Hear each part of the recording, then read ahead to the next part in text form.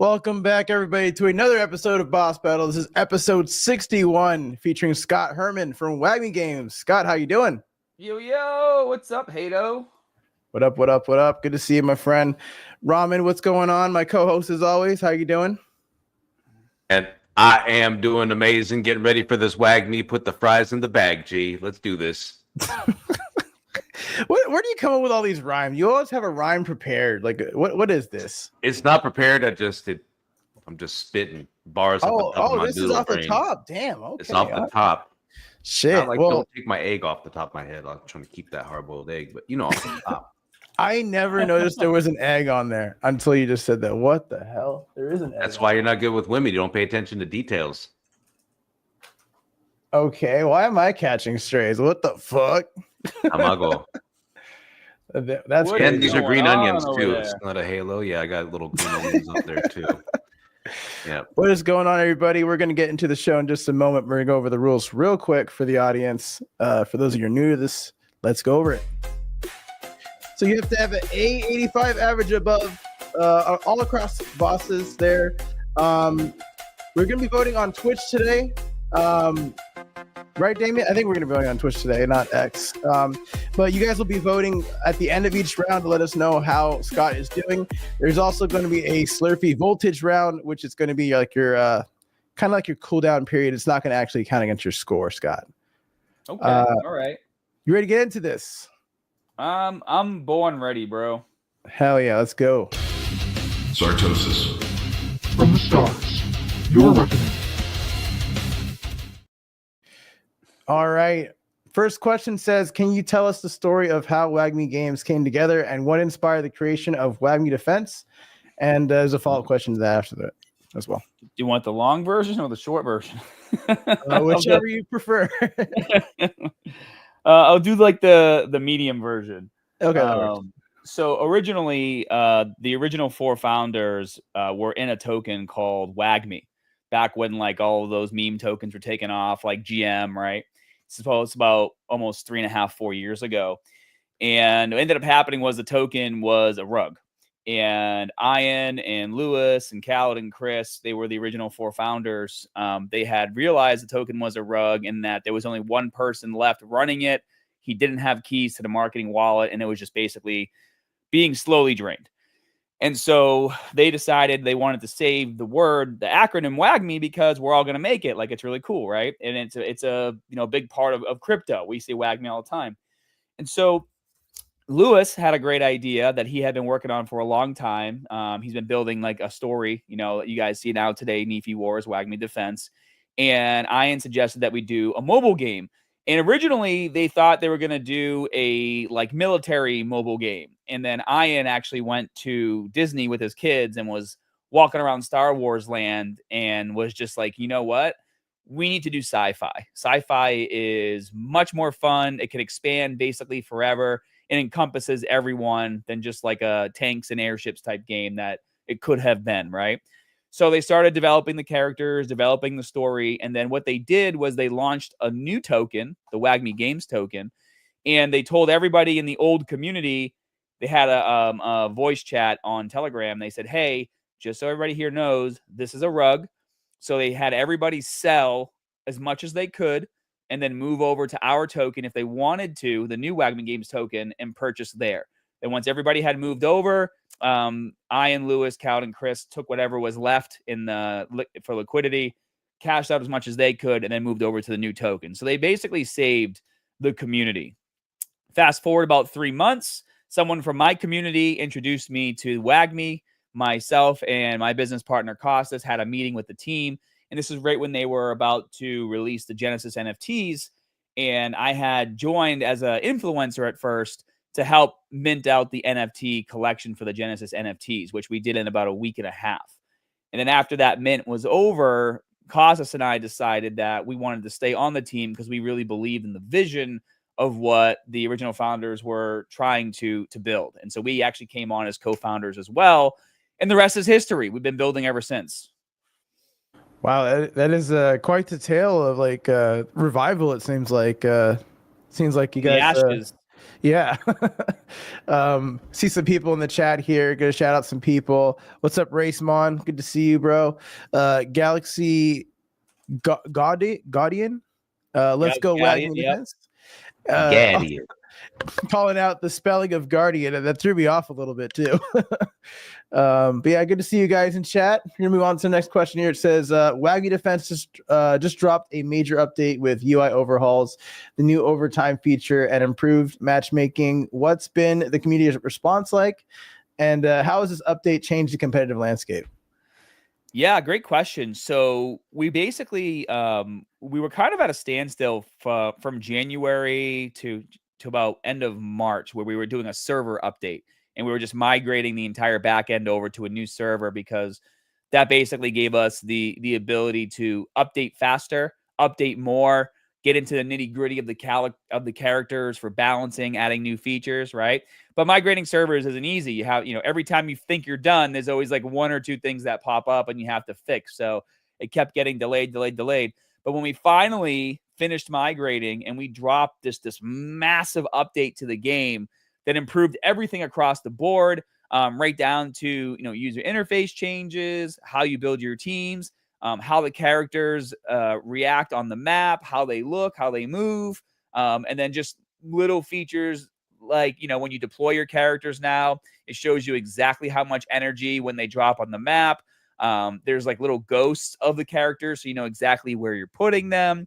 And then some of the behaviors have been updated, and we have a lot more behaviors coming too. But we saw an instant, like 1,000% increase in people coming back and playing the game. It was basically the update that everybody was waiting for. And we're seeing more and more players coming not only to the live streams, but joining the Kick channel. I've been signing up guilds all the time. Even last night, it was like, I was so tired. It was like 11:30 at night, and I was wiped out because I was sick all weekend. I had a sinus infection. And one of the guilds in Latin America, Chaspa, sent me like 8 wallets because I'm giving starter packs to all the guilds so they can get in and have fun, play the game. And I was about to go to sleep, and I was like, oh, but if I go to sleep now, it's like 8 hours before these people get their starter packs. And what if they want to play now? What if the time zone is different, right? So I'm sitting there dropping starter packs to all these people. It took me, only took me like 30 minutes or so, but still, when you're tired, it's hard. But like, I never want to be the bump in the road that stops the flow of players coming into Wagman Defense, especially as we're onboarding guilds. And you guys know, being a guild yourself, how important it is to have that level of communication, and the speed at which you get things done, especially when people are excited. Strike when the iron is hot is the term that we use. So yeah, the game improvements, everybody's absolutely loving them. We have another update actually right now, in the App Store, just waiting for approval. It already got approved for Android. We're just waiting for the okay from iPhone, and it's literally a list this long of more updates that's about to hit, hopefully later today. You mentioned Apple real quick. I want to ask you a quick follow-up. How has that experience been, like, working with Apple versus working with Android? Like, has it been like easier to like work with them now? Because like I know they were like very anti Web3 in the beginning, but it seems like they're starting to open up a little bit. Yeah. So I think a lot of games, and you can take this how you want. I just think a lot of games are just bullshit Ponzi games, and Apple was like, "No, we're good. Like, we're good, bro." So like, Yeah. they were never hard to work with. They were just like, "Your game is bullshit. It's Ponzi, and we don't want you on our store." Is basically, I think, what happened to a lot of games. As you guys know, you've been with WagMe for a very long time. We never had an issue working with Apple. I actually reached out to this guy Sergio. He's the head of the app department, like even 3 years ago. Like, hey, this is what we're doing. This is what we're building. This is gameplay. Blah blah blah. And he's like, all right, great. Everything looks good. We've never had an issue. The only issue, if there was anything, and people talk about, was the 30%. Right? Apple gets 30% of your profits. It's been like that forever across the board for every game. And like 2.5 weeks ago, Epic Games won their lawsuit against Apple, where now you can actually have your own web store in the Apple Store. So now you don't have to rely on only Apple Pay, and you don't have to give 30% of every transaction to Apple. So that opened up a lot of doors for mobile games on their platform, because it allows you to really monetize and market through other ways. So for example, So basically, like if something costs $5 on Apple, even if it cost $4.99 on your website, you could get kicked off the App Store. That was basically like the issue that you had. So since Epic Games won the lawsuit, we can run ad campaigns from our web store and be like, hey, your first purchase is 10% off, if you want to buy all these things. And then, essentially we got 30% back, right? So we're still making a 20% profit, even if giving 10% off, because we don't have to give 30% to Apple, right? Right. So our cost per customer is going to go way down when we start our user acquisition in August, just doing traditional marketing. Nice. Well, I'm glad that's opening more doors to people, because I know that's been a problem for a long time. I'm going to shout out some more people in the chat here. First of all, I got to shout out our production. What's up, Damien and Shersky? Thank you guys for all the hard work you do for the show. Yo, Sapient. Dude, I miss those Sapient edits, man. Oh, they're the Fire Sapient edits. They're here still. They happen every show. You already saw one. You already saw one. What's going on, Dom? Good to see you in chat. We got Cabs here saying, let's go Catalyst X WAGME. Yes, sir. Yes, sir. Cabs is signing up the entire Latin America community to WAGME games. Is great. Nice. But yeah, let's move on to the next question. By the way, guys, the poll is going to be live very shortly. So come to Twitch and let your voice be heard. Vote with your honest opinion on how Scott is doing on the first boss here. This question says, you created this rich sci-fi universe set in 3022 with the NiFe Wars, humans versus the Grey Alliance. For new players discovering this lore, can you paint the picture of what makes this world special and how it drives the gameplay? Yeah, that's great. So we have big plans for the lore as it continues to expand. So right now in the game, we have the tutorial where you learn a little bit about the aliens and the humans. Actually, when you first open the game, on the bottom left-hand corner of the screen, there's a button you can click, and it actually does like a cinematic story and explains more of the universe. So you can learn about it there. But as we move forward and we start integrating even more story into the game, they're called live ops, right? So we can even start doing events in the game where we bring storylines in, and you have to do a specific amount of battles, or you have to have specific characters on your team to complete certain quests to get specific cards, right? So we've actually been expanding the story a lot over on Webtoon, which, if you guys don't know Webtoon has like 98 million eyeballs worldwide that go to the website. We entered their contest. We have 3 parts of our comic book out right now there.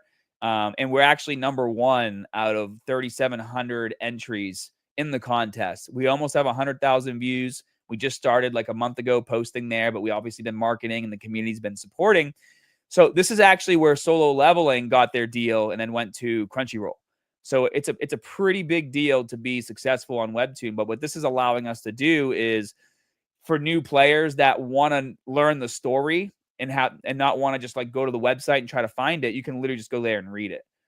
And then obviously when the game starts, you see the anime trailer, you see Melkros, right? And you see like, her parents get abducted. You see her get abducted and, they get rescued by the human emperor and Talos, and she gets turned into a cyborg. And that's the character that you're playing as in the game. So there's all these different ways that we're expanding the story, but everything comes back to gameplay, right? We bring a new storyline, a new character. Melkros gets a new weapon that now generates a new event in game, and a new character that you can now collect and add to your cards and add to your deck. So it's a cyclical thing we call the infinite lore machine. And I love that because it kind of makes you think about whenever I used to play Dragon Ball games back in the day. Like, you watch the stories play out, but you could also play them with the games as well. So I like that you're kind of having this game loop that ties into like your animation loop as well. I think that's really well thought out. Next question here. By the way, guys, the poll is live on Twitch, so go ahead and vote. Next question here says, and this is the second to last question, and then the first boss here. Your Webtoon comic NiFe Wars just hit, we're talking about it again, 100K views. How does this comic enhance the player's experience? And are you seeing comic readers convert to game players? Yeah. So, I talked a little bit about that in the last question, but yeah, we are seeing people coming over from the Webtoon to the game. And it's obviously going to be a big marketing tool for us the bigger we grow there, just like you said, right? So, when Dragon Ball Super came out and they introduced the new version of Broly, it was just a matter of time before Broly was in Dokkan Battle, which is the game I like to play on my phone, the Dragon Ball Z game, or, Fighters or whatever, Sparking Zero. All these characters go from the new storyline as DLC content into the game, which is great. So we are seeing people comment on the webtoon like, holy crap, there's a game, I'm going to go download and try it out. How many people have come from webtoon? I don't quite know yet, but I can tell you that it is working, and people are getting excited. Plus, I'm in the comment section all the time over there responding to people, and I'm like, hey, did you know this is a game? You can download and play it here. Oh my God, I had no idea. So, and then once the contest is over, and it ends in the next couple months, as we continue to roll out more webtoons outside the contest, we can get a bit more specific with our advertising. So like in the beginning of the webtoon, the first panel, we can just have right there like, hey, download the game, play now. They don't really want you doing that in the contest. They want you to keep it about the story. So that's why we haven't heavily done it yet. Gotcha. Absolutely love that. It's really cool to see like that kind of conversion rate, and to see like how, because I'll be honest too, like there's shows that I've watched that have some sort of game attached to it, and I'm like, now I want to try out the game because of the show. So like if you can really sell the audience like, hey, like this is the world you're gonna be playing in, like that's a big bonus for them. Let's move on to the, sorry, do you want to add something? Well, I was gonna say, from talking to a lot of different people in the industry, especially around like anime, because we've been talking to studios as we want to expand our animation as well. They always say the hardest thing for shows is going from an animation to a game, because a game's not easy to build, right? Right. And so the fact that we have a game first and then we've been going into the story and the lore, it's a bit easier. You still have to have a good story and good characters, obviously. But that's usually where a lot of animations have a hard time, is transitioning and getting their audience to go from loving their IP over to a game that they also love and want to play. Absolutely agree. The different way would be different. Like it would be harder to. Yeah, you're right. Games aren't easy to build. A lot of people think they are. I've been seeing a lot of games finding out recently on the timeline. Let's move on to the last question here, and it says, the game is now 100% free to play, with players starting with 6 free cards and are able to collect everything without spending money. Walk us through what the first-time player experience looks like from download to their first victory. Yeah, so as soon as you download the game, you'll actually see the anime trailer start to play, and you can watch it or you can tap to skip. In fact, we're actually going to be adding one of those loading bars on the bottom of that anime trailer, so people know how long it is. Right? It's a good visual cue. Like, oh, okay, the loading bar is moving fast. I'll watch this whole video. Pretty clever. Don't know how long. What'd you say? Pretty clever trick, actually. I've been picking up on that lately. People are doing that. Yeah, I mean, and I find myself doing the same thing. If I don't know how long the video is, I'm just like, And what games will do is they'll offer no way to skip it, and you're just like, damn it, I had like 3 minutes, and now I have to watch this video for 2 minutes. Now I can't even play match. So we don't want that to happen. But anyways, you should still watch. It's badass. And then as soon as you go through the trailer, you find yourself in the tutorial. And the tutorial shows you how to play the game. Melkros is walking you through as like a new cadet. Halfway through the tutorial, I mean, it's not that long. Halfway is like 2-3 screens. Temelicus shows up and he's like, hey, you should be on our side. We're more powerful, blah, blah, blah. And you learn how to build your team. You learn how to open your first war chest and all those things. You learn how to enter a battle. And then at the end of the tutorial, you choose a side. So you choose alien or human. And all that really does is it just whatever deck you want to start with. So you choose Temelicus, you start with an alien deck, you choose Melkros, you start with a human deck, but as you start to battle and win war chests and open those, I mean, you'll get cards for both sides. So it's just a fun way to get you started in the game. And then from there, literally, you're just playing. You're just making your team, you're logging in, you're winning NiFe, you're leveling up your cards, you're getting multiples of the same card, which allows you to then evolve them into higher rarities. it's a very intuitive gameplay. And then as far as strategy is concerned, as you guys know, it's a lot of monkey see, monkey do strategy, right? Like you'll get the cards in your deck and you'll start to play. As you place them on the map, you'll kind of learn what they do. And then me as a gamer, usually what I do is pay attention to what my opponent is doing, especially if he's whooping my butt. And then I start to adopt some of those strategies. So easy to play, hard to master is the game category. Anyone can download and intuitively know what to do. And then it's just through repetition that you get better with your strategy of when and where you place your characters on the board. I can definitely agree with the sentiment that it's easy to pick up, but it's a bit difficult to like I remember when I did my streams and I'd get destroyed online and I'd be like, oh, I won the game. I'm like, okay, I'm tough shit. And then the next dude just wrecks me. So I agree with that point. I've been wrecked by players with the same team and their cards aren't even like level 10. Like mine are level 10, there's a level 8, and then they're destroying me. And I'm like, how? Yep. How is this happening? There's some gamers. And that's another out there thing. for real. It's not a pay for power game, right? It all comes down to strategy. Yep, absolutely. Where you place them on the map and everything. Yeah, absolutely. Well, that does conclude the first boss here. The poll is closed. Poll's closed. So we're gonna move on to our next segment, which is our special announcement.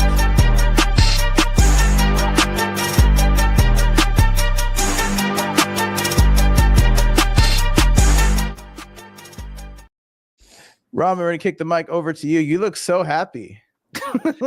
yeah. Well, I'm hydrated over here, so this is great. So, and anyway, favorite part of the show. Listen, folks, if you see that right there, that badge is going to be live, so you're going to go ahead and grab that. It is my favorite price. That badge is free. And if you've been paying attention to Boss Battles for the last 61 episodes, you know that we've got a special cartridge for every single show. And if you go and you collect that, well, hate to be that alpha dropper, but I'm going to be that alpha dropper. That's going to have some utility for some future Catalyst ecosystem perks over there. So make sure you go and you click that. Shout out, Rev. Yes, that's right. What's the thing that everybody says, but we never know what's really happening? We're building. So we're just going to throw that out there, right? We're doing we're building thing. That's always the one. Awesome. Mr. Herman, are you ready for boss number 2? I'm ready. Archon. Earn your place in the ashes of the fallen. Oh boy. That was a good. Archon. That was a good cutoff, Otto. I was about to get juicy there, and I forgot that you do that to me every single time. And now I've lost train of thought because I'm literally a box of noodles. But we're ready for boss number 2. All right. And correct me if I'm wrong here. I don't know if this is Mikal or Michael. The Enforcer, Tom Canny, just joined as lead game designer, bringing $570 million plus in game revenue from Fishing Clash. Holy shoebox. He said WAGMI Defense is the only NFT game on the market I'm willing to put my name on, and that's a powerful endorsement. What specific elements of your game design convinced someone of this caliber to join, and how is his expertise already impacting the development? Yeah, so great question. He goes by both, Michael. We call him both. Goes Got it. Tomato. Yeah, so he was the lead game designer for Fishing Clash, like you had mentioned, and Fishing Clash has done very, very well.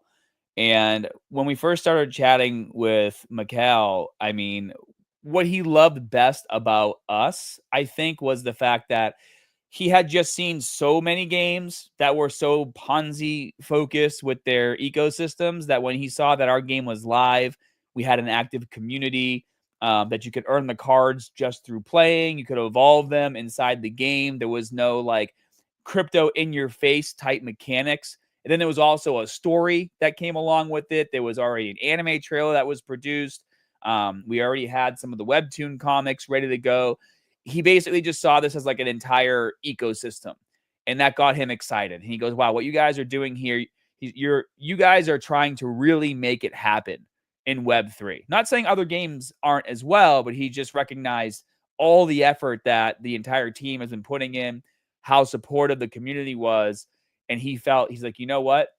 With my expertise in in-game economy, I can take this to the next level with you guys. And so that's basically what he's been doing since last August. So In terms of what he specializes in, what he's been working on, it's everything economy related, right down to the balancing of the characters. And this is something that we've been talking about a lot. This is something that heavily relied on the migration of the server that I spoke about earlier in the boss battle, where like it's hard to explain. Michael's the kind of guy that when he has an idea and he's explaining it to us, he literally has like screenshots of every other mobile game you could think of that could relate to his idea and how he formulated how he wants to bring that idea to life in our game. Like he has a Miro board. He zooms out and there's literally hundreds of screen grabs and screenshots, and he's showing the processes of how you go from point A to point B and how that turns into a gamified experience, as well as, you know, a way for us to earn more revenue for WAGMI Defense with their in-game economy. Like it's insane. And then when it comes down to just like functions, so some of the things you're going to start seeing with the characters, it's not just like HP, range, and attack power, right? It's much more than that. Like some characters pretty soon are only going to attack towers. Some characters will only attack air units. Some characters will attack both. Some characters will have area of effect damage. Some characters will attack the weakest enemy in the map. Some will attack the strongest. Some will have a hit and run mechanism. Some will start patrolling.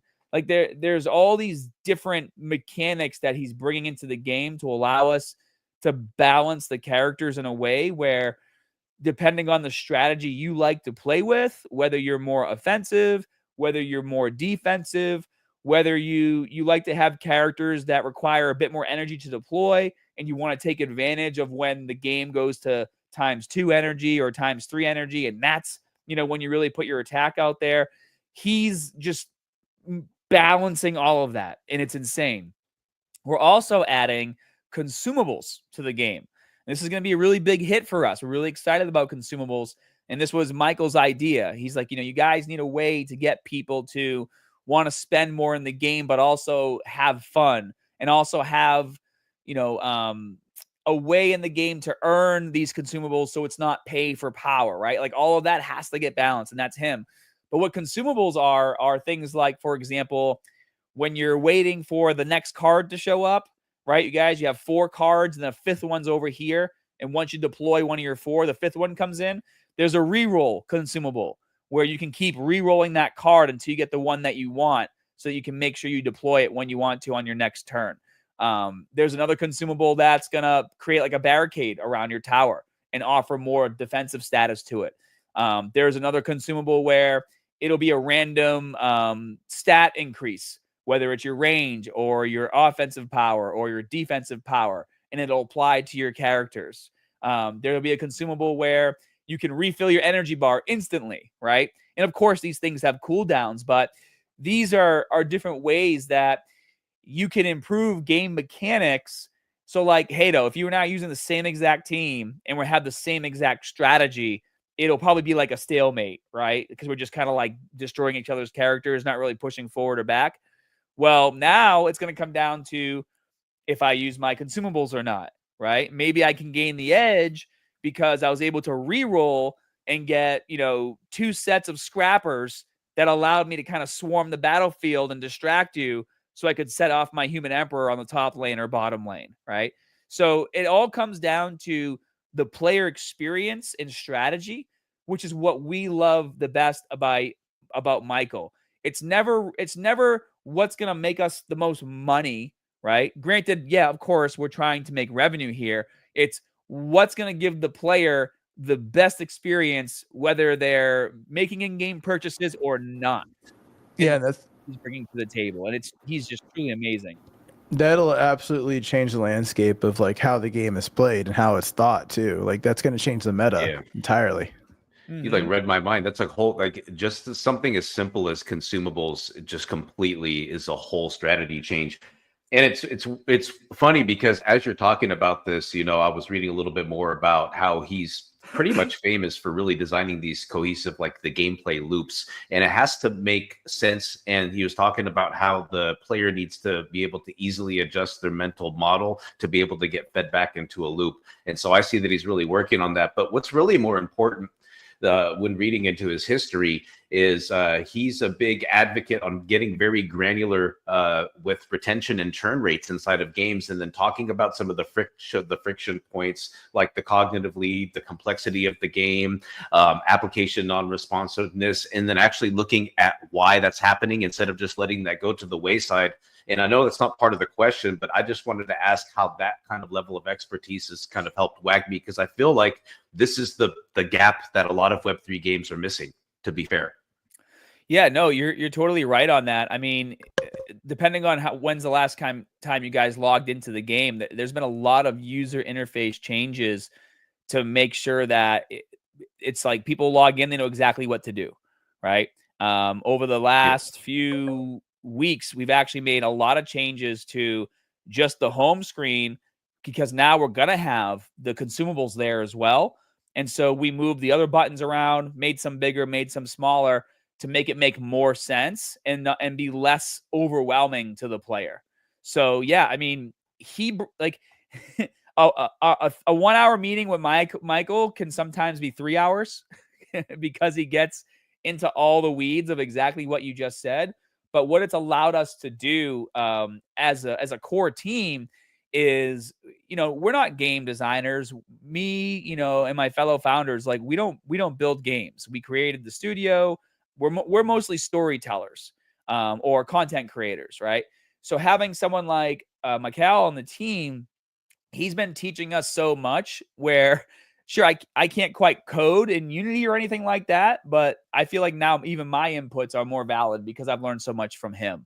And that's something that he's been adamant about from the very beginning. He's like, you guys should know all of these things that I'm teaching you, because in the future, when we need to onboard more Unity asset artists or more, creators or more coders, you need to be able to vet them and know whether or not they're bullshitting or not, right? And that's another big part of it too, Robin. Yeah, this is great. The more, outside of just the gameplay loop, the more, like I said, reading about it and how he breaks down in some articles, especially I think most of the Web3 games kind of focus on only progression and rewards on the retention side, right? But then again, just kind of are absent when it comes to churn. So like, yeah, I'm a fan. The more and more I do research about it, the more and more bullish I get. And that's a huge win, because most people don't want to have to fight the stigma of attaching their name and their presence to, games, and the fact that he did that was huge. But I can go on. I'm going to have to talk to you more about this Michael guy. It seems this guy's a real piece. I'm reading more about this as we're speaking. This guy's we had him on a WAGMI Wednesday a couple weeks ago. No, this guy's a beast. He's literally got charts in this blog post, and he's talking to people, and he's dropping visuals. This guy's great. You guys got a real winner there. What I love best about him as well? He doesn't sugarcoat. And we tell them that. We're like, if something's stupid, tell us it's stupid. If something's great, tell us it's great. Like we're not here to waste time. We're here to get this thing, as best as we can. And he's like, great, because that's how I like to work. So much easier, right? He said, you skip the sugar and just get right to it. Like, what do we need to do? But speaking of sugar, Ramen, I gotta say, we could all use more Michael. All of us. Man, we need more. We need more in this space so bad. We need MAS, like Michael as a service or whatever, and then we can just Web3 pimping out here. You know how they do it. Oh man, no, this is great. I'm glad you guys picked him up. It sounds like a great contributor to the team, and I'm excited to see where he takes stuff. So reinvigorated excitement for WAGMI. But we got to get into some more sugar. We got to get into question number 2, boss number 2. I started glazing a little bit. I got to stop doing that. But let's get into this. So question number 2, you've moved from traditional Genesis NFT required for beta access model to fully free to play. How has this transition affected your community composition? And what metrics are you seeing in terms of player retention versus the exclusive beta days? Yeah, well, I mean, it was exclusive beta back then just because we wanted not a lot of people playing the game, right? We just wanted our community so that we could make the changes we needed. And the Genesis holders had a lot of input early in the days, actually. We delayed launching the game a few times in its like early beta stages to the public based on feedback from the community. So for example, in the very beginning, we were a web-based browser game. And we had decided, like, you know what, this isn't going to work. We need to move to an app. And if we do that, it's going to delay expanding our beta. This is like probably 2.5 years ago. And the community agreed. They're like, yeah, this would be much better if I could just play it on my phone. Right. And so then we delayed there. And then the community also had a lot of input on character design when we went with GadgetBot. And, you know, we said, hey, guys, we're going to hold off on marketing. We're going to redo our characters, make them, you know, more beautiful, much better. And then that's how we have the characters that we have today. So there was another point I was going to make too about the early days, but yeah, essentially once we got past those milestones, and you guys had a chance to play the early edition of the game, right, with the old graphics, which was still a lot of fun. We had 8 different maps and things like that, and we'll be adding more maps in the future. But as far as retention, since we started to open the game up to more players, our D1 retention is like 44.5%. It's insane. Crazy. Yeah. Our D7 is like 33%. And then day 30 is 17%. And all these numbers, they're much higher than average, even for a golden cohort.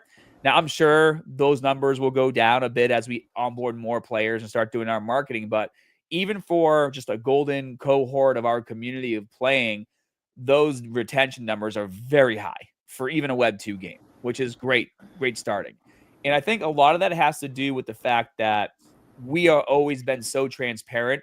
Even if the game's running great, we're transparent. If there's issues in the game, we're transparent about it and how we're going about fixing it. So people keep coming back to play. So yeah, I would say, you know, going from closed beta to, you know, season 1 that we're in right now and open to everybody, we're seeing a consistent inflow of players, you know, and we're seeing people sticking around. And you could even see that when you're like, when I stream, I see new names all the time. And I'm like, oh my gosh, I'm playing against a new guy right now. Right. So you're seeing it live as well. Yo, I want to hop in real quick. Sorry, Raman. I want to just real quick, ask a quick question. I remembered that Google Play came to PC. And that's like all the Android games that were on Google Play. They're now technically on PC. Does that apply to your game as well? Yeah, we're on there too. You can play there. So yeah, if you download the Google Play beta and you log in with a Gmail, that's the only way you can use the beta platform.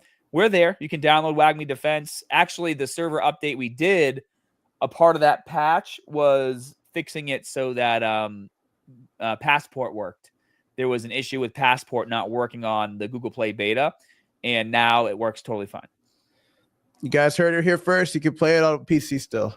Let's go. Yep. Wait, no more BlueStacks? Yeah, you don't have to use BlueStacks. This is an officially. Let's freaking go. Look, listen. This is something that we have to make an announcement because a lot of us have played it on BlueStacks. This is an official application that is on the PC that you can download right now and play WAGMI Defense. Just letting you guys know. That's freaking huge because I'll be honest, I'm part of the churn because I don't like BlueStacks and I'm not perfectly like a mobile player. But now that I know that, that's crazy. Yeah, I was like, please, no more BlueStacks. I don't think a lot of people have thought that. Oh, wait, that announcement meant that WAGMI is also on PC now. So, like, yeah, that's what it totally means. It's on PC. Yeah. Oh man, shout out DeFi Zoo for always trying to show me how to increase my frame rates and how to get BlueStacks to run smoothly. DeFi, you're the best tech support out there. Shout out DeFi. You do what you need to do. Although when I stream, I like to use my phone. I've been streaming from my phone. No, that's fair. That's fair. That's awesome. All right. One last announcement. The poll's about to go live, chat. Go on Twitch and vote. Yeah, vote. Vote early, too. Get there. All right, awkward pause. Over. All right, next question, Robin. Next question. Well, no, I was thinking when you I was going to say something and then you had a question and then it just completely left my mind. So it'll come back. I'll wait 2 more questions. All right, next question, number 3. And I guess I'm not sure if this really applies anymore, but mobile gaming is incredibly competitive, especially in the strategy space where you're essentially competing with Supercell's Clash Royale. With over 400 cards and 32 characters, and now Michael's experience balancing games with hundreds of millions in revenue, how do you maintain game balance while keeping the meta fresh and preventing power creep? Oh, that's a good question, actually. Yeah, that's a really great question. So, and again, that's Mikkel coming in and basically breaking it all down, especially with the introduction of the consumables, right? So like that's going to be something that, and we were having a conversation about this earlier today, me and Costas, and I was like, hey man, like how are we going to make sure that, people can't abuse consumables, right? And use them too often. And he goes, Michael already talked about it. He's like, I can figure that out within the first week and make adjustments to cooldown times, and how many times you can use them and things like that. I'm like, okay, great. As far as power creep, I guess, that's a problem that's going to affect all games all the time, which is why I think it's really important that your core team actually plays the game, right? Your core team actually talks to the community. Hey, maybe I don't have time to play WAGMI defense all day long, but my community does. And as long as there's an open channel of the community to be able to reach out to us, they can let us know what they're seeing and what's happening, which is why I have really good relationships with all of our content creators and our streamers. I get direct access, like, hey, people are spamming. Like, when we first finished the migration, for some reason, if you were using a Plasma Blast spell card, you could spam the middle tower like 3 times and win, right? It would just get destroyed. So obviously we had to patch that, almost immediately. As we introduce new characters, that'll probably affect how they interact with all the other characters. And introducing new characters doesn't have to be like a new character design. For example, the Gamadons, right? It's a 1 unit card. Well, we could take that card and then make it so you drop 3 Gamadons at once versus 1. It's the same character, but now there's an army of 3 versus 1. It probably costs more energy. How does that affect gameplay across the board? And these are the systems that Michael has built the foundation for over the last, 5 or 6 months, so that as we do start to scale and as we do start to see new strategies come out, as we do start to introduce new things like consumables, because that foundation is laid out so well, he can easily go and make adjustments to the things that he needs to based on what we're seeing in gameplay. So power creep is something that you have to always be paying attention to. Obviously, you will gain a slight advantage if you're spending a lot of money in a game, right? If you're constantly buying consumables and NiFe and leveling your cards up and things like that. But you have to make sure that there is a path to success for the grinders as well. And that's always been really important to me, because as a gamer, I consider myself a grinder. Sure, I'll spend money in games, when I'm having a good time, but I like to always see that there's a way for me to accomplish what I need to if I want to pour the time into the game as well.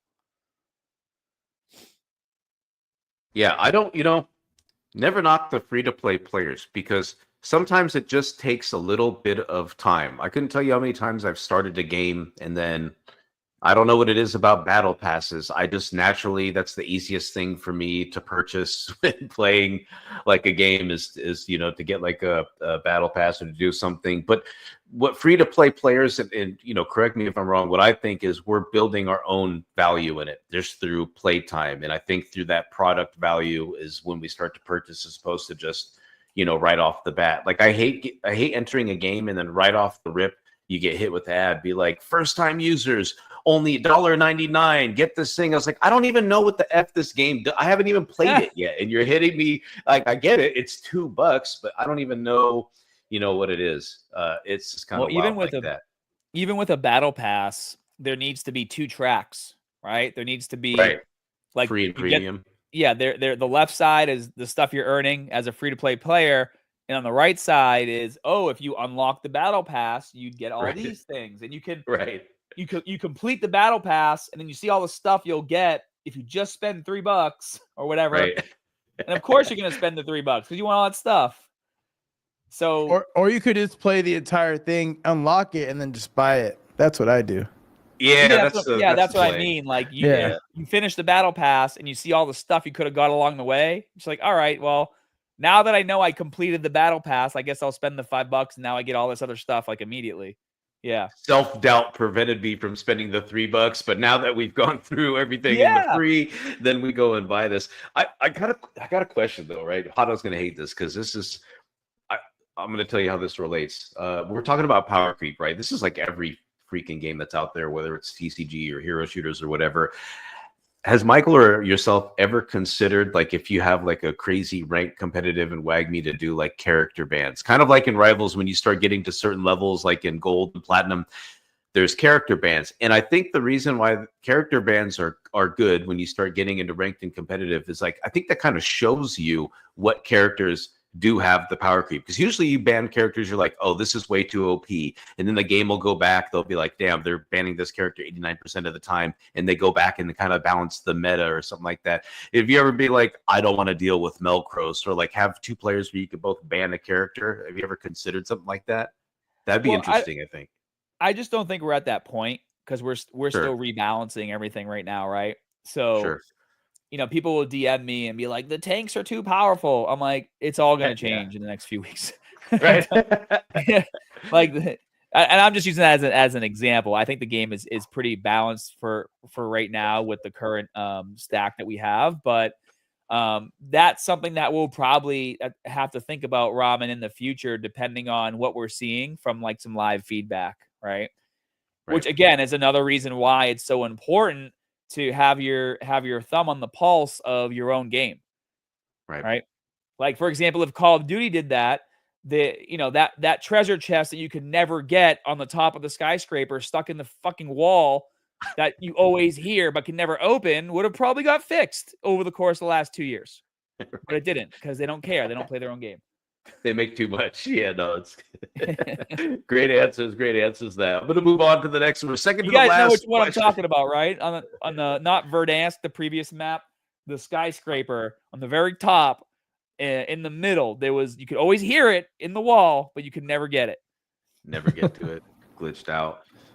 All right. Ooh, this one's going to be interesting. I like this question. Your white paper mentions WAGMI agents, AI marketing agents that create tailored content for TikTok, Instagram, X, Reddit, and other platforms. This is actually cutting edge stuff in gaming and marketing. How are these AI agents performing, and what kind of impact are you seeing on user acquisition compared to traditional marketing approaches? Yeah, so we're still in the experimental phase with them. We have 3 live right now. We have General Melkros, Commander Archon, and General Figu on X. And we've been training them to just more or less plant seeds right now, right? Where I basically had them follow all these different like anime pages and gaming pages, and a lot of people in Web3 as well. And I've been teaching them how to respond based on what they're seeing in a post in accordance to their personality. So we've been having some fun with them. We'll probably start ramping them up more in August, but from the testing that we were doing since the start of the year and the training models that we've applied to them, they do a really good job. Like, for example, I have them follow like all these different anime pages and I had to teach them like how to look at a photo, how to recognize who the characters are in the photo. So let's say it's like One Piece, right? Recognize if it's Luffy or Zoro, what their relationship is, what the post says, and then create a response based on, that. And it took a while, but they started to get really good. And I was having fun because I was just geeking out over, all the different anime pages that I follow, and then having our characters respond as like an actual fan of that anime. Oh, that's great. That's actually really good. Watch it. Give it like 2-3 years. It's literally going to get scary good, I think. Like, you're going to have a hard time 2-3 years. All right. Give it 6 months, dude. Yeah. I'd say 2 to 3 years because it'll get scary good. like scary good. Dude, 2 years ago they had Will Smith eating spaghetti, and it was like ass. Oh, I've and now, seen yeah. that. I've seen and now that, it looks like real, actual him eating spaghetti. Like it's been 2 years since they fixed it. Give them Can't 6 trust your months. eyes. You can't trust your ears. It's going to be a really crazy world. That's why I don't take telemarketing calls anymore. I don't know who's on the end of that line. It's weird Shit, stuff even out text messages. These text messages might be just GPT. You never know. there. You know how many Coinbase support emails I get? Dude, during this show alone, I got something about, like, we have a job for you. Really? Really? Okay. Yeah. Are you interested in our project? We're currently paying our creators $7,000 a month. I was like, nobody's got money like that in Web3, so I know you're lying. You got to come at me with something crazy, like $700 a month. And I'll be like, all right. Yeah, and then you look at it, no one that you're following follows these people. You're like, that's the red flag. Yep. Yeah, exactly. That's the red flag. You Stay don't know safe anybody. out there, people. Stay Yeah, safe. stay safe, fam. Yep, stay protected out there. Absolutely. All right. Here we go. Last question, boss number 2. Cross-platform play between mobile and desktop is relatively rare in mobile gaming. What technical challenges did you overcome to make this seamless, and how does this feature impact your user acquisition strategy? Well, I mean, it doesn't matter if you're on iPhone or Android or desktop, because you're logging in with your email that's connected to your Passport wallet, so you can transfer all your assets back and forth. So there really hasn't been any issue with us with cross-platform play because we're on mobile. So one thing that used to suck about Dokkan Battle was if I wanted to change my phone from an iPhone to an Android, I would lose my account and all my assets and all my progress, right? Because there was no taking your gameplay from iPhone and then to the same game on an Android. What's so great about us using the Passport technology and the custodial wallet, which I don't think a lot of people maybe even know this because maybe they've never switched phones or played a game that you logged in with Google Play Store, then try to log in iPhone. But because it's connected to your email, you can log in on an iPhone or an Android or on your PC, and it's just your account is there, which I think is how it should have been from the beginning, right? You would think it'd be this easy, but I can't begin to tell you how bad cross platform progression and integration from platform. I mean, even between like Epic and Steam, and I think people don't realize that. If I'm looking at the a bright side to Web3, this could that's a huge piece for cross-platform progression. Even when, and I'm going to bring up Rivals again, sorry, Otto, but like even when I try to go from Epic to Steam, I had to start all over again, right? It doesn't count because I was trying to, do some quests on a platform and it was only Steam enabled. So I had to literally recreate an account, even though it's the same, whatever. I couldn't use my name. So I had to put, Ramen Cash Steam. It's really cheesy just to discern the accounts. So, I mean, having something like that, I think is huge. And I think that's, when it comes to actual solving problems that we don't have, I think having a solution on chain for cross-platform progression should be huge. So I don't know. What are your thoughts on this, Scott? Like, I mean, we see it right here with Immutable. So and that is the solution, right? It's like the game it's the same game on every platform. Right. Obviously data is being saved in different spots for different platforms, but if all of the progress in the in-game assets is attached to your email, which is attached to your custodial wallet, and you're just you download the game, you log in, and then the game has a login feature, and that's where it's pulling the information from. Problem solved. So if Marvel Rivals was attached to a specific email database and all your characters and progression were there, maybe they're not tradable NFTs, but at least they're your in-game assets. You would have access to them, but you don't because that's just not the technology it's built on. I think it's greed. I know it's going to sound cheese. I think it's launcher greed. I think the reason why there's no cross-platform progression is they just want you to rebuy all the stuff on their launcher because they get a piece of it. And I think that's what that is. And that's why we don't see enough of it. Honestly, I don't know. I could be completely wrong, but that's literally what I'm thinking, why we don't see a lot of that. Their bank account isn't set up that way, Ramen. Yeah, the bank account's not set up like that. What are your thoughts on that, Scott? You think it's just launcher greed? People trying to get a piece of the pie? That's why there's no cross-platform progression? with a lot of these Yeah, games? I just think that, you know, the console wars have been around forever. Obviously, if you're on an iPhone, they don't want you getting an Android and switching, right? Like it's competition. It's market competition. For us, it doesn't matter because we're just a game, right? So we want to be on all the platforms. We don't care where people play as long as they're playing and having fun. So if we can eliminate that barricade on our end, great. Doesn't matter what they do. Now what they have to do is focus on, hey, do I want an iPhone because the technology is better, or do I want an Android because that technology is better? Both phones can play our game, so who cares for us? Awesome. All right, well, that's going to wrap it up. Boss number 2, and then we're going to get juicy here in a minute. Jumping into the old lightning round. It's my favorite one, actually. Yes, sir. Yes, sir. We have still a lightning round to come up and the final boss.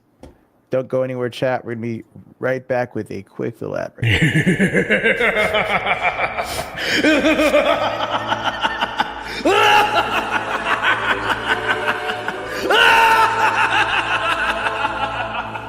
Foolish crypto hodl. Foolish crypto hodl. With a name like that, this guy thinks he's a crypto guru, but he's really just a shit gamer. Isn't this the guy who thinks a minimap is a requirement for a game? Fool! It doesn't surprise me that this loser quit Valorant! Don't be like him, gamers. Get Slurfy. It'll make your gaming experience over 9,000! Drink Slurfy. Enjoy the blast. Know your place, gamers! Know your place! Follow for more content! Or your... I like what you got there. Let me show you what I got. Check this. Slurfy.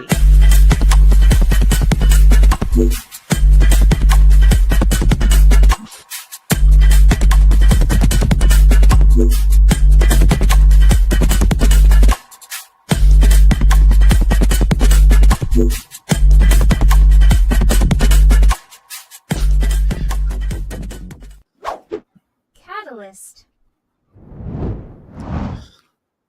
Yo, that part is like the Eric Andre part of the show. I swear to God. It's so random. I like it. That's my favorite part of that ad. What was that, Scott? That was pretty wild, not gonna lie. Well, we're gonna keep the action going here. We're going into the lightning round. Like I said before, this is your cooldown period. So these are just some quick, hard hitting questions. Nothing too detailed, and won't be part of the voting at all. But let's go with the lightning round. Lightning round. All right, so we have a little video prepared. Hello, Scott. You're almost there. Are you ready for the lightning round? Are you ready? Ready. All right. First question. Humans or Greys? Which faction would each of you personally main and why? So I've been actually maining the humans because I love putting the sniper behind the tank.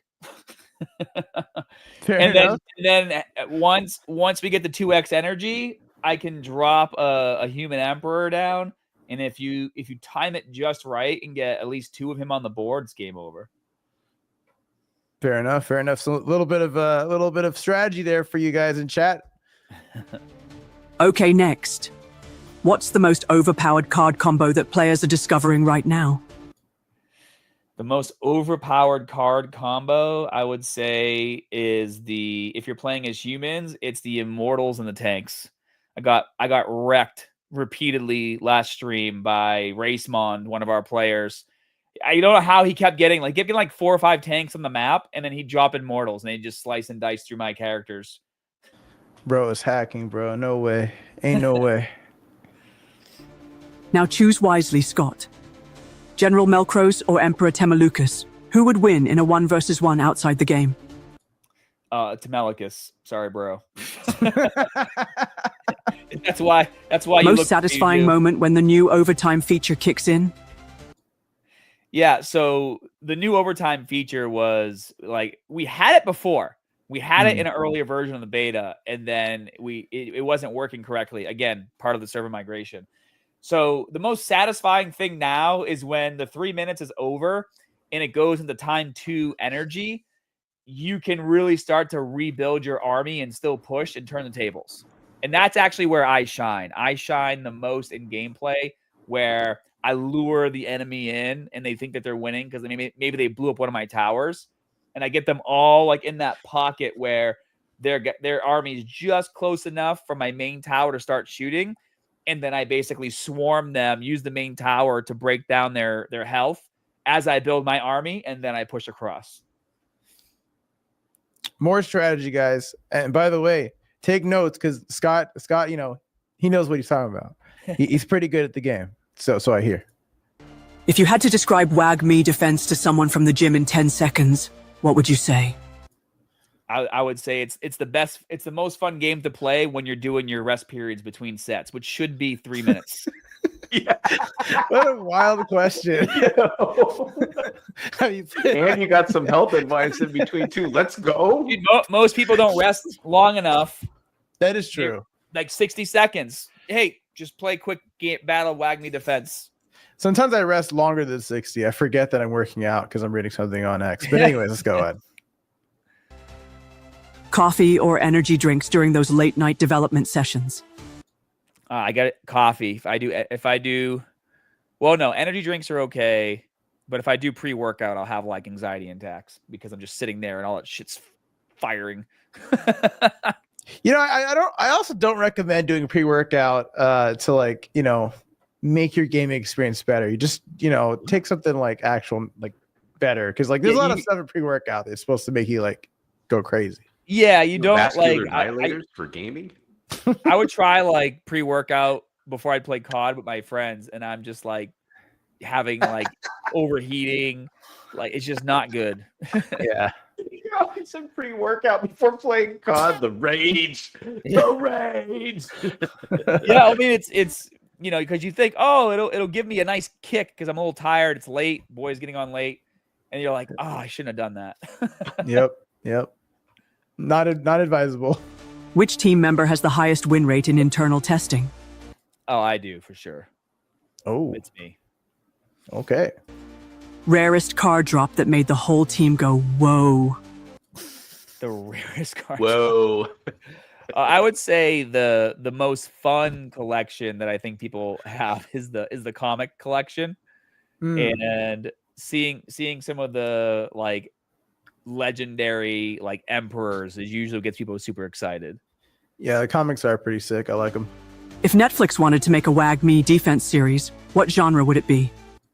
So that's a good question. It would definitely be sci-fi, sci-fi anime, like Western anime. Okay, last one. Complete this sentence. The best part about working with this team is? Nobody ever gives up. That's the best part of this, working with this team. Like we have hit so many barriers, so many obstacles. We've had to deal with so much building through the bear that this team, no one gives up. Everyone is constantly pushing forward. That's hard to find.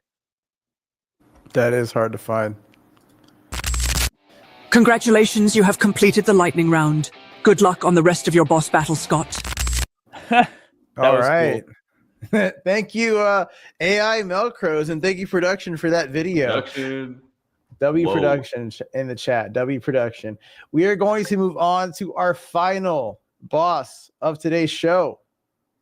Scott, are you ready? Let's do it. Tamalukas, are you ready to play? Yo, shout outs to Search API. That's a Search API track if I've ever heard one. The big boy. Yes, sir. Yes, sir. By the way, we're going to be alternating in this boss. So I'm going to take a question and then Ron will take a question and so on and so forth. Chat, keep your eyes peeled for the poll because it's going to be dropping here very shortly. Question number 1 says, the WAGMI Games token has experienced significant volatility, currently trading around 0.00004 after previous highs. For investors evaluating your ecosystem, how does the token create sustainable value beyond speculation, especially with the move to free to play reducing mandatory token usage? Yeah, great question. So, I mean, we've hit all-time high with our token, I think like 3 times even before we had a game, right? And token integration is really big for us. The web store that I talked about earlier was really big for us because now you can use WAGMI Games token to make all the in-game purchases as well. And a big utility that's on our roadmap for probably Q1 or Q2 of next year is going to be the skill-based wagering, which can only be done with the WAGMI Games token. And of course, we have our 5% buybacks as well. So you're going to start to see a lot of that happening once we go into our user acquisition in August and we start bringing more revenue through the door. Those buybacks are going to be happening all the time. And then we're going to use those tokens for future events, maybe in-game stuff, tournaments, things like that. But when we get around to the skill-based wagering battles, and obviously that's heavily reliant on the game being 100% balanced, there's no exploits and things like that, which is why I say probably Q1 or Q2 of next year. It's going to be probably very beneficial to players to already have a nice stockpile of WAGMI Games token, especially as we're onboarding more players and more people are purchasing the token to get ready for the skill-based wagering. What you have will be worth more, so you can do more of it. A little bit of a hint, winky face there. Just NFA, of course, on this channel. We're going to pass the mic over to Ramen for the next question. All right, your positioning as the poster child for Web3 games on how mass adoption can be achieved without shoving NFTs and crypto down players' throats. What specific design decisions prove this thesis, and how do you measure success against traditional mobile games? So that's a really good question. So, for example, some things that players talk about, like Yin, for example, Yin not going to make it. You know, when he first got introduced to WAGMI Games and he saw the evolution feature, and he was like, I was expecting this to cost money to evolve my card because every other game would have made it a token sync. And we're like, well, then no one's going to do it because if everything you do in the game costs money just for the sake of creating more token syncs, now you're no longer a traditional game. You're just an extraction tool, right? Or you're just trying to generate revenue based on like a job. And we never wanted our game to be like that. We wanted to make sure that all of our token utility had to do with things that players choose to do. It's like you can choose to use the token to make in-game purchases. You can choose to do skill-based wagering if you wanted to. You don't have to skill-based wager. You know, when we have that, you can still do your regular battles. So, and also in terms of collecting the cards and the NFTs, everything automatically gets dropped into your in-game wallet. So the average Web2 player that's playing WAGMI Defense will be playing the game, getting all these cards. They won't even know the cards are NFTs.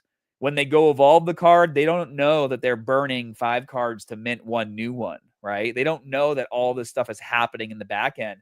And that's how it needs to be. Because again, like the NFT technology and the token integration is cool, but leading with that is not the solution. Like gaming was never broken. And I think this is a point that people need to truly understand. The top 15, 20 mobile games in the App Store make $20 million to $150 million a month. Like they're not broken. They're still making money. They're generating all kinds of income. So what you need to do as a Web3 game, we like to say Web 2.5 for us, is create that Web2 experience and then add the fun of Web3 on the end of it. So fun game, you know, collecting cards, leveling them up, evolving, fun gameplay, all that stuff is there. Oh, and by the way, all those cards you've been collecting and leveling up, you can buy, sell, and trade on a secondary marketplace over here if you want to. If you don't want to, don't worry about it. Just keep playing. And that's an interesting question too, because we talk a lot in Web3 about, you know, giving power back to the players and giving power, you know, to them to control their assets. Let me ask you guys a question. How many traditional gamers do you think are even going to go to a secondary marketplace? Like we put so much emphasis on the importance of being able to buy, sell, and trade your assets. how many players do you think are actually going to do that regularly, right? I mean, it's Not a complicated process, and a lot of people have to like desire to be there in the first place. So I'm gonna say like not many. Yeah. So for us, what our plan is, maybe after like 30 days of gameplay from when the time you download 30 days later, then we start shooting off notifications in game like, hey, did you know that if you need to evolve your card, you can actually go here and get the ones you need, right?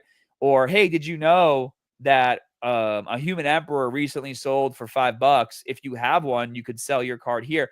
And that's how you start to kind of like dangle the carrot, right? It's not like, hey, you can make all this money. It's like, no. Here are things that you're already doing in game that can enhance how much fun you're having. Yeah, listen. We've got ostracized before about talking about games wanting to be fun, and they're like, if it doesn't have token, this and that. And I said, listen, this is going to be the base thing. And I forgot who wrote the article the other day, but there's a big distinction between a lot of trad games and Web3 games. Is they said a lot of Web3 games feel like you're going to work, right? And we don't want to do that. No one wants to go because it's like, damn, this sucks. Like I feel like I got to do all this. So I'm always starting with fun, and I'm glad that you guys are really like I said, taking that approach, because whenever we've placed Web3 as the product and the feature, it's not working. It's just never working. So I like all the lore, I like the gameplay, I like the loop and everything else, and I think you guys are doing a great job with that. So that was it for that question. Awesome, that was a great answer too, by the way. Thanks, man. All right, I'm gonna take the mic from here. By the way, guys, the poll is live. This is the final poll for today's episode, so be sure to go to Twitch and vote, and let us know how Scott is doing on this final boss here. Question does say, your white paper emphasizes NFT integration and accessibility, allowing players to purchase and trade NFTs directly within the app without requiring cryptocurrency. This addresses a major barrier to Web3 adoption. How does this system work technically, and what onboarding metrics are you seeing compared to traditional crypto-first approaches? Kind of alluded to this, but if you want to expand. Yeah. So basically, when you're playing the game, you don't have to save your progress if you don't want to. Like if you want to play the game as a guest, you can, right? When designing a game, and Mikhail talks about all this a lot, you don't want to create like all these barriers right up front where people are like, I just want to play. I just want to see if I like the game first. I don't want to save my progress. I don't want to do all this stuff. I just want to play the damn game, make sure I like it. So we've taken on that model where people can just log in, do the tutorial, and then play as a guest and have fun. And the cards that they're collecting they're still NFTs. They're just not in a custodial wallet. They're not NFTs actually if they're playing as a guest. When you become a guest, they get turned into NFTs and go into a custodial wallet. We don't have to get into the details of how that works because I'm not the tech guy. But yeah, so no barriers, just download, start playing, have fun. And then later, like, hey, go in the settings, log in with your email to save your progress. And it doesn't say create a wallet. It doesn't say save your or create your NFTs. It just says save your progress. Everybody understands what those words save my progress means. So you save your progress, you log in with your email. You've now created a custodial wallet through Passport that's connected to that email, which we talked about earlier. If you log in with that email on like Token Trove or Sphere, you have access to all your cards. If you change phones, log in with that email. You play in the PC, log in with that email. Now you have 100% access to that account and all your assets, no matter where you go, because it's connected to that email. So the process has been insanely simplified. Yeah, if I could offer like a little bit of like, I guess advice to like just the industry in general when it comes to this kind of thing. I think that like if you guys ever played League of Legends and you see like this little media video pop up and it's like talking about something going on in the season, or maybe it's something related to the League of Legends esports, regardless, they have constant events that flow through like their main page, which is like the landing page. And I think a lot of Web3 games could service this to be like to have like a rotating table of like here's the the crypto part of the game, here's an event going on or whatever. It makes the game feel more alive, like there's a community around it and stuff. So I think more games need to like think about like, instead of like saying, okay, this is just Web3 or whatever, like you can kind of like let them go through this rotating table of like different videos, and one of them might have the crypto stuff in it, right? And I think it's that natural exploration of like finding, you know, what is in this game launcher, or what is in the game, like all this information out. And then within that, you're self-discovering like there's also a crypto component to this. I think that could service a lot of games in general. And I think a lot of games should try to kind of experiment and take more risks, like Mizzy likes to say, in terms of like how they deliver that kind of information that this is a crypto game or there are things happening, because it makes the game feel more alive. But anyway, just a little rant there. Yeah, no, that's great. I mean, rants are good, man. I just like, there's so many ways that we could be doing this, and they just don't do it. But anyways, passing the mic over to Ramen. Yeah, I'm here for the crash out. Keep going. It's not a crash out. It's a plea to tell these people like, hey, when you're making a game and you have a community, embrace them in your landing page. That's all. Yeah. Yeah, it's hard getting it's honestly, it's hard with the attention like that. Think about how lost we are. Like, oh, you didn't go to the event. I'm like, my bad. I had to go to your thing. I had to find the post from 3 days ago. I had to click the expired link in the Discord for the event that happened. Yeah, if it's right there in the game, it is a lot easier. I think we're just so reliant on like outside, community sources like Discord being the main. There's people that don't even go in freaking Discord, so it's kind of weird. Exactly. But anyway, next question. We kind of got into this a lot, but I'm glad I'm going to ask this one. The transmedia expansion in anime, comics, and collectibles sounds ambitious, and your Webtoon NiFe Wars hitting 100K views proves there's real audience demand. Looking at other gaming companies that attempted similar expansions, what's your strategy for building sustainable IP value across multiple media formats, and how does this differentiate WAGMI Games in the competitive gaming market? Don't go woke. God bless it. Let's do that. That's the answer. Yeah. Don't go woke and focus on cool characters, original stories, and tell the story that you want to tell, right? And that story can expand over time. It can have all kinds of twists and turns, right? But because we focus so much on telling our story and developing our characters the way we wanted to, and then also creating some relatable events. So for those of you guys who read the webtoon, one of Melcrose's abilities through her Pinkadalium is she can tap into what's called a resonance echo, which is kind of like memories shared through people of the same bloodline. And while she was captured by Dagon, and being torn apart and then eventually becomes a cyborg, they were trying to tap into her ability to look at past events to see, where some of their invasion tactics went wrong. And so what we actually did in the second part was went back in time to Noah's Ark. And the reason why we did that was because every country in the world, every religion has a flood story. So it's a very relatable event that's happened across the entire world. And so what we did was we had it so that Noah wasn't just collecting DNA of like animals and things to preserve species for the flood. It was actually because the Greys were invading, and he invoked the flood to help stave off the alien invasion that was actually happening at the time. And so as you read the panels and you see Dagon is basically, has Melkrose in the tube.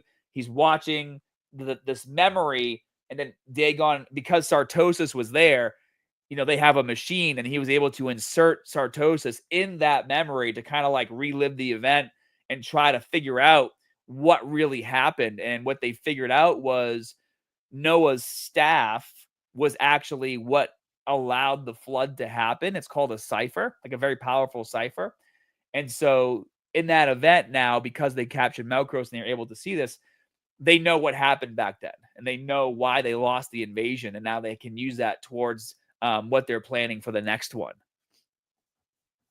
So really focusing, like you said, on not something that's super niche, but recognizable storyline that most people, can relate to, which is great. Like I said, the woke approach ain't working. So we're not expecting any huge IP collabs with Concord anytime soon with Concord. Oh my God, yeah. Oh, you don't That know didn't that end well. Concord story?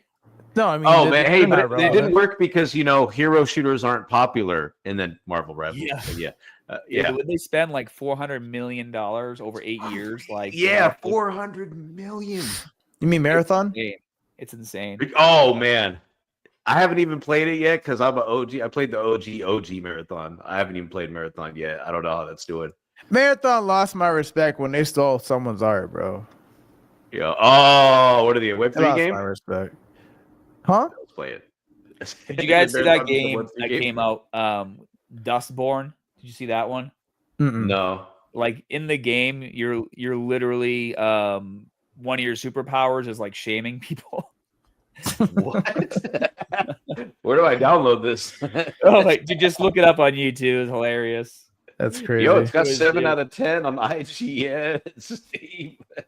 Dude, like it was So- so like yeah. Anyway, you can look at it on your own. It's another Concord mess.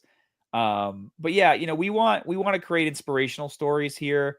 We want to have characters that inspire our players and our community and people, reading the story the same way that we were inspired as kids, right? Growing up with Marvel and DC and, all Yep. the cartoons that we watched, Ninja Turtles, all of that.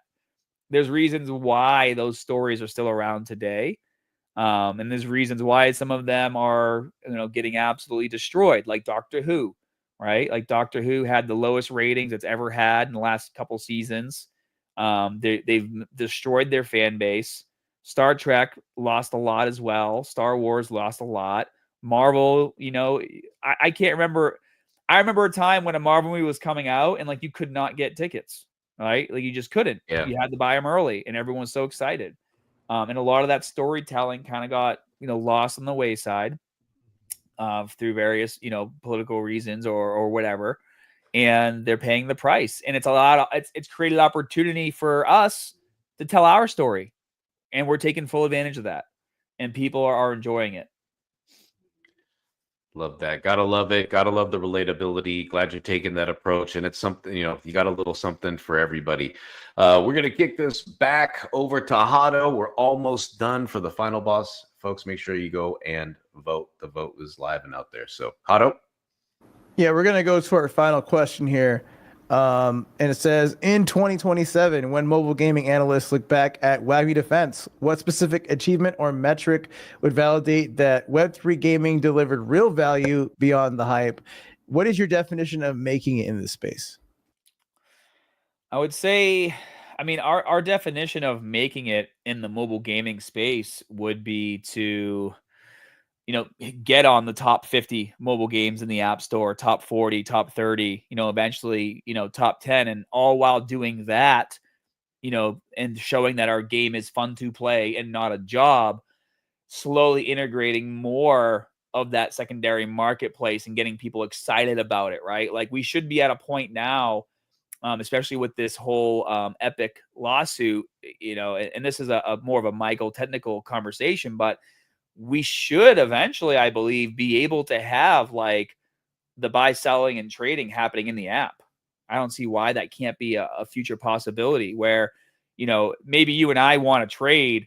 Maybe there's a mechanism in the game where we can chat with each other, or maybe there's an auction house, right? Where you can go and bid on stuff and just show that, hey, players want to interact in this way. Players want to create, maybe their own tournaments and then have prizes distributed automatically. Like maybe the Catalyst Guild wants to have a tournament, and with blockchain and Web3 technology, you can have it all set up that it's automated so that once the tournament's done, all the assets get sent out immediately, right? How else would you do that if you didn't have the blockchain? How else would you track that? So I think that as WAGMI Defense continues to grow, as our player base continues to grow, as our IP and story and lore continues to grow, we're showing that like the world is ready for fun new characters and fun new stories and wants to be a part of these experiences.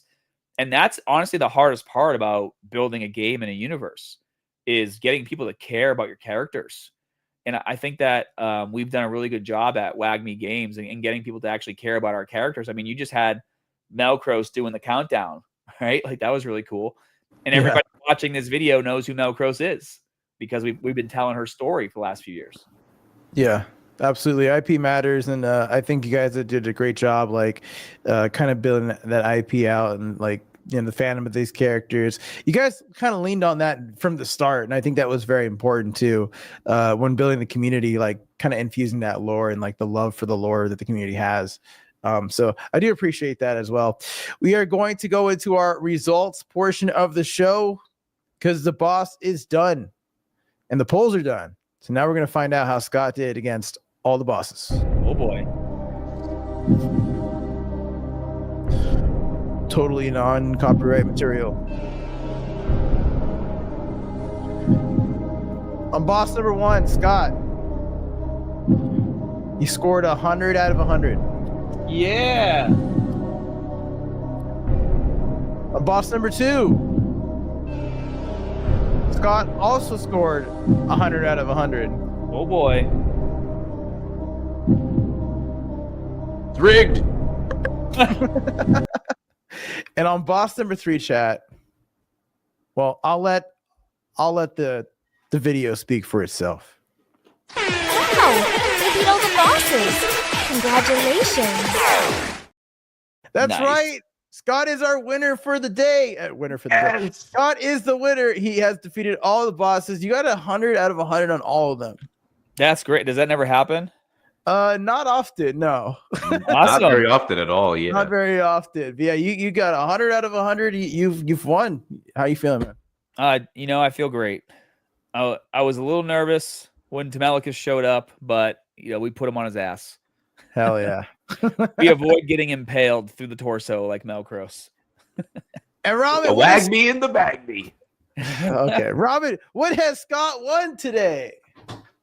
Dun dun dun dun dun. I'm sorry, I was trying to do some music because we don't have any music. Scott, you have won yourself an amazing award for all of our guests that have completed and defeated all of the final bosses here, and that reward is going to have some future utility inside of our Catalyst ecosystem as well. Just like those that collected the free cartridge earlier out there, we've also got something for all of our founders. So stay tuned.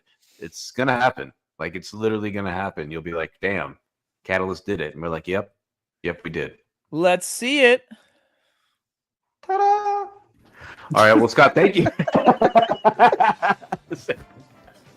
Scott, thank you so much for taking the time today. My reinvigoration and love for WAGMI games. I'm glad we got to, dive deep into what's been going on in the background. Big shout out to Michael, who's helping improving the gameplay and performance. I think this is going to be absolutely crushing. Sorry, Hado, I took away your thunder. Go ahead. No, you're great. No, you're doing great. That is going to be the end of today's episode. Thank you, everybody, for tuning in. Please follow the stream if you're new. We'll see you very, very soon. Maybe next week, maybe the week after. We'll see you very, very soon. Goodbye, everybody. Play Take care, WAGMI, guys. Play WAGMI and go follow WAGMI right now. Do it. Do it Do it. now.